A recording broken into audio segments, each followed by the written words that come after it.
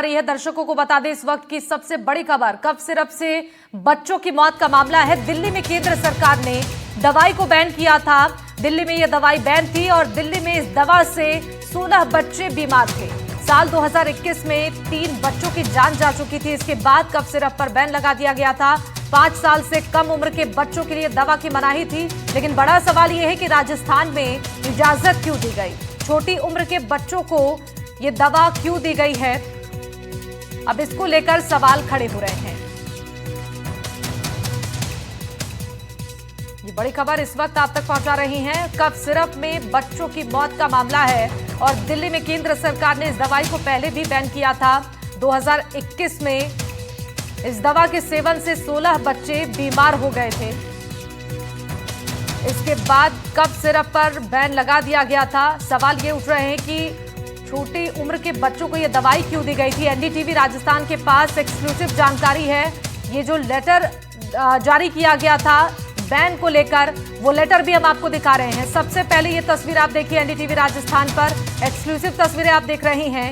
ये वही लेटर है जिसमें दवाई को बैन करने की बात कही गई थी, लेकिन बावजूद इसके एक बड़ी लापरवाही राजस्थान में देखी गई है। दिल्ली में इस दवा से जब बच्चे बीमार हुए थे तब इस कफ सिरप पर बैन लगा दिया गया था। साल 2021 में 3 बच्चों की जान भी चली गई थी इस दवा के सेवन से। इसके बाद से ही 5 साल से कम उम्र के जो बच्चे हैं उनके लिए इस दवा के सेवन को लेकर मनाही की गई थी। अब राजस्थान में इसकी इजाजत क्यों दी गई है, सबसे बड़ा सवाल ये है। छोटे उम्र के जो बच्चे हैं उन्हें ये दवा क्यों दी गई है, इसको लेकर ये सवाल खड़े हो रहे हैं। और ये वही लेटर है जिसमें इस दवाई को बैन करने की बात कही गई थी, जो हम आपको दिखा रहे हैं। ये लेटर सबसे पहले हम आपको एनडीटीवी पर दिखा रहे हैं। इस पूरे मामले के बाद अब कई गंभीर सवाल खड़े हो रहे हैं। हमारे सहयोगी शशि जुड़ गए हमारे साथ इस पर जानकारी देने के लिए।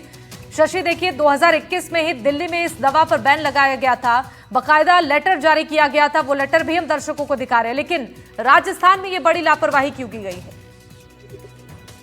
देखिए, सवाल यही है कि लापरवाही किसने की। क्या आरएमएससीएल की तरफ से लापरवाही हुई, जो दवा खरीदने और सप्लाई करने का काम करता है? क्या उन डॉक्टर्स की तरफ से लापरवाही हुई जो दवा लिखने का काम करते हैं?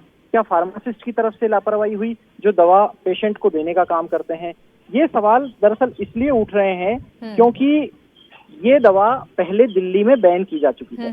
दरअसल 2021 में दिल्ली में भी ऐसा ही एक मामला आया और उस मामले के उजागर होने के बाद पता चला कि 16 बच्चों की तबीयत ये डेक्स्ट्रामेथोर्फेन के देने से बिगड़ी। उन 16 बच्चों में से 3 की डेथ हो गई और उसके बाद जो एक जांच कमेटी बैठी, उस जांच कमेटी ने पाया कि ये दवा जो पीडियाट्रिक सेगमेंट होता है उस सेगमेंट के पेशेंट को नहीं लिखी जानी चाहिए। यानी 0 से 4 साल तक के बच्चों को ये दवा नहीं लिखी जानी चाहिए। एहतियातन डॉक्टर्स कई बार 5 साल तक के बच्चों को इसको नहीं लिखते हैं। लेकिन फिर भरतपुर में, सीकर में और बांसवाड़ा में, जहां जहां से ये मामले आए और जयपुर में भी ये मामला आया, वहां ये दवा बच्चों को क्यों दी गई? सवाल इसीलिए उठ रहे हैं कि क्या इन डॉक्टर्स को इस बात की जानकारी नहीं थी, या उन्होंने जो डायरेक्शन थे केंद्रीय स्वास्थ्य मंत्रालय के, ये 14/12/2021 के डायरेक्शन है, 14 दिसंबर 2021 के, तो क्या उन निर्देशों की अनदेखी की गई या ये निर्देश नीचे तक पहुंचाए ही नहीं गए मेडिकल एंड हेल्थ डायरेक्टर की तरफ से?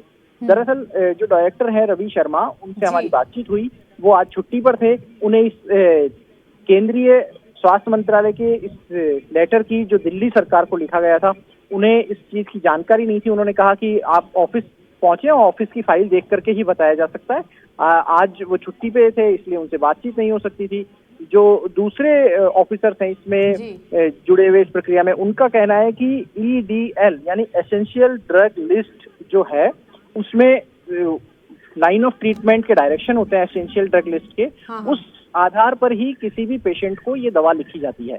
लेकिन एसेंशियल ड्रग लिस्ट में भी ये डेक्स्ट्रामेथोर्फेन बच्चों को देने के लिए निर्देश है या नहीं, ये डॉक्टर्स बहुत कॉन्फिडेंस के साथ में नहीं बता पा रहे हैं। लेकिन जो ये लेटर है, ये लेटर बताता है कि दिल्ली में जब ये दवा बैन हो चुकी है, तो क्या राजस्थान के, कर्नाटक के, मध्य प्रदेश के बच्चे उनसे अलग हो सकते हैं? या ये सभी जगह भारत में सभी जगह ये पीडियाट्रिक सेगमेंट के बच्चे यानी 4 साल तक के 5 साल तक के बच्चों को ये नहीं दी जानी चाहिए। सवाल यही उठ रहे हैं कि कहाँ किस स्तर पर लापरवाही हुई है, इन डॉक्टर्स की पहचान कैसे होगी और उन डॉक्टर्स की पहचान होने के बाद उनको बिल्कुल, उन पर आगे क्या कार्रवाई होगी इसका इंतजार होगा। शशि, इस लेटर में साफ नजर आ रहा है इस दवाई को बैन किया गया है, इस पर बाकायदा तारीख मेंशन है। इसके अलावा इसमें यह भी लिखा गया है कि 4 साल से कम उम्र के बच्चों को ये दवाई बिल्कुल नहीं देनी है। लेकिन ये एक बड़ी लापरवाही है। हमने देखा कि इसे साबित करने के लिए एक डॉक्टर ने भी भरतपुर में इस दवाई का सेवन किया, लेकिन उस डॉक्टर की भी तबीयत बिगड़ी थी। अभी क्या बताया गया है अस्पताल प्रशासन की तरफ से कि आखिर इस दवाई के साइड इफेक्ट की वजह से क्यों बीमार हो रहे हैं बच्चे?